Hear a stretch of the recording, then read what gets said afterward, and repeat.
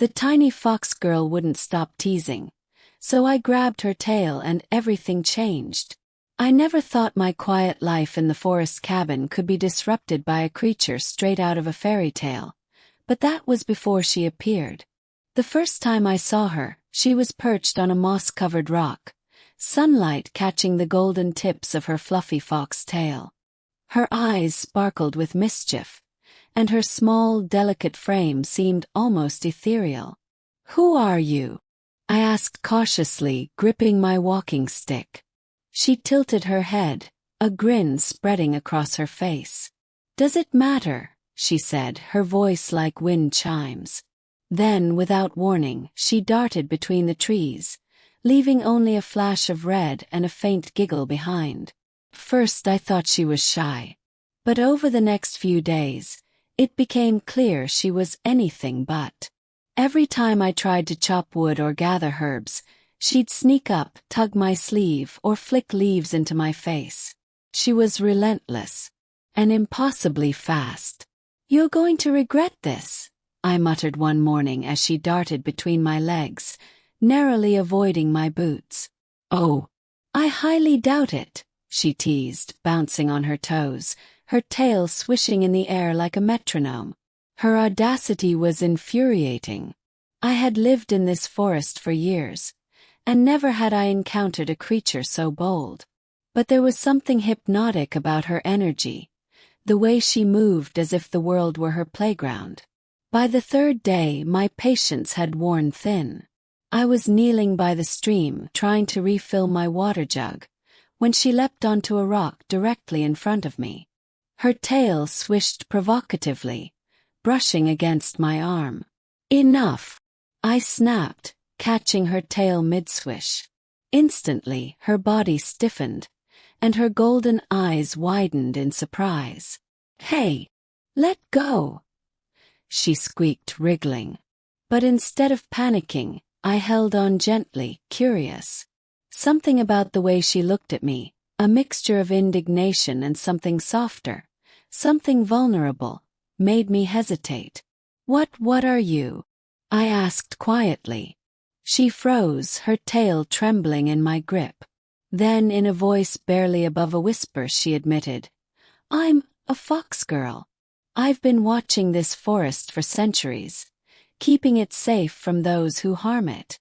Her words hit me with unexpected gravity. The playful trickster before me wasn't just a mischievous spirit. She had a purpose. And maybe, just maybe, she had been testing me. I didn't mean to scare you," I said, slowly loosening my grip. You're teasing, it's relentless." She tilted her head, her ears twitching, then let out a tiny sigh. "I test everyone who comes here. Few can catch me. Even fewer can understand me." And just like that, something shifted.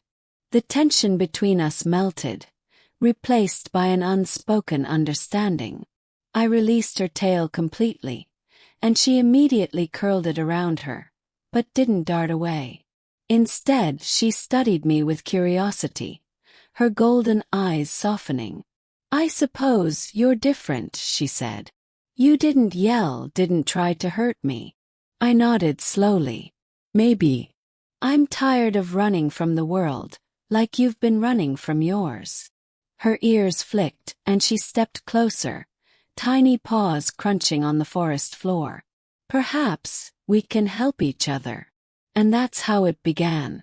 Over the next few weeks, our bond deepened in ways I hadn't anticipated. She taught me to move silently through the forest, to notice the smallest changes in the wind or the stream. I shared stories of the human world, the ones she had been observing from a distance. She laughed at my clumsy attempts to mimic her nimbleness, and I laughed at her dramatic reactions to the simplest human inventions.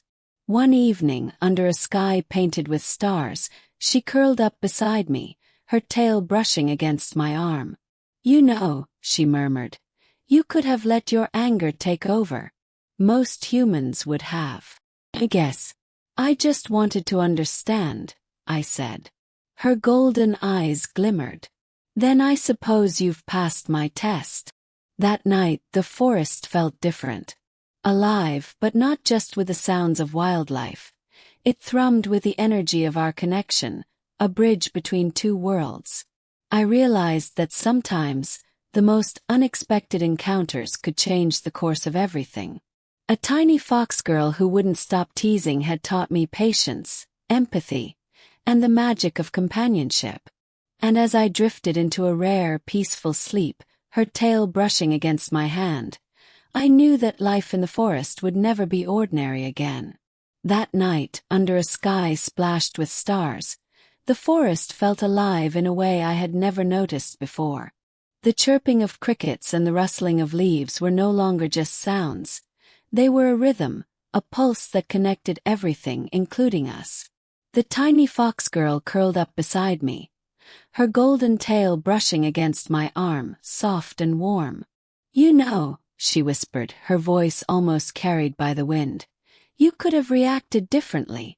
Most humans would have lashed out or run." I shook my head, feeling a quiet smile form. "I didn't want to scare you away. I just wanted to understand." Her eyes glimmered in the moonlight, a mixture of admiration and mischief. "Then I suppose you've passed my test," she said, her tail flicking in contentment. For a moment we sat in silence, listening to the forest breathe around us. I realized that in all her teasing and relentless energy, she had been teaching me something essential: patience, empathy, and the beauty of truly seeing another being for who they are. Slowly, she lifted her head, tilting it toward me. "You and I. Maybe we're not so different. Both of us have our worlds to protect, our ways of moving through it. But now, perhaps we can do it together." Her words settled over me like a warm embrace. The tension, the frustration, even the moments of fear, they all melted into something unspoken but profound. The tiny fox girl who had once taunted me without mercy had become my companion, my friend, maybe even something more.